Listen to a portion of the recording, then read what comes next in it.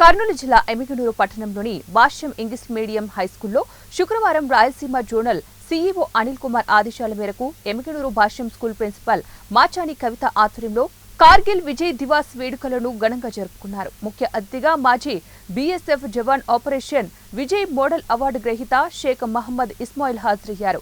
ఈ సందర్భంగా ఆయన మాట్లాడుతూ సైనికుడు అంటే సరిహద్దు ప్రాంతంలో కాపు కాసే వ్యక్తి కాదన్నారు. దేశంలో ఉన్న ప్రతి వ్యక్తి కూడా ఉత్తమ పౌరుడిగా ఉండి సైనికుడిగా మారవచ్చు. విద్యార్థి దశ నుంచే దేశభక్తి పెంపొందించుకోవాలని తెలిపారు. ప్రతి విద్యార్థి కూడా మత ప్రమేయం లేకుండా అందరూ కూడా దేశభక్తిని కలిగి ఉండాలన్నారు.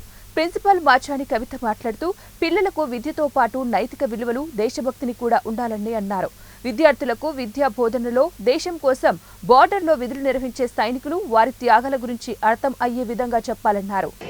ఆర్థిక పరిస్థితులు ఎలా మారే దేశంలో డిఫెన్స్కి సంబంధించిన చాలా మంది, ఎందుకంటే మేము చదువుకునే రోజుల్లో మాకు చెప్పేవాళ్ళు ఎవరు లేరు. కాకపోతే మేము చదివాము, తెలుసుకున్నాము.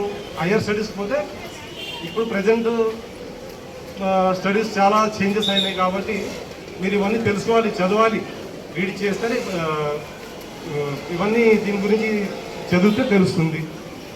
కాబట్టి అడగండి, దేశం కోసం మీరు కూడా ఇన్ ఫ్యూచర్లో ప్రతి ఒక్క పౌరుడిగా మారాలి. అది ఎక్కడో బార్డర్లో ఉంటేనే దేశ సైనికుడిని కాదు, ఇక్కడ కూడా బాధ్యతగా నిలబడాలి.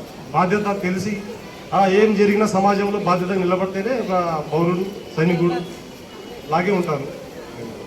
ప్రిన్సిపల్ గారికి, యాజమాన్యానికి, పనిచేసే ప్రతి ఒక్క వ్యక్తులకు నమస్కారాలు, ధన్యవాదాలు.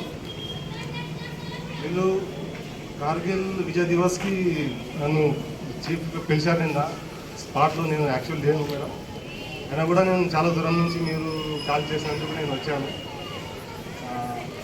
చాలా ఆనందంగా ఉంది. ఎందుకంటే నా యాక్చువల్గా కార్గిల్ అనేది 1998లో సియాచిన్లో మొదలైంది.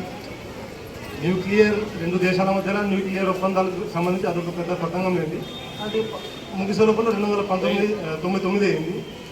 రెండు దేశాల మధ్యలో ఒప్పందంతో ఇదొక పెద్ద యుద్ధం జరిగింది. దీని వెనకాల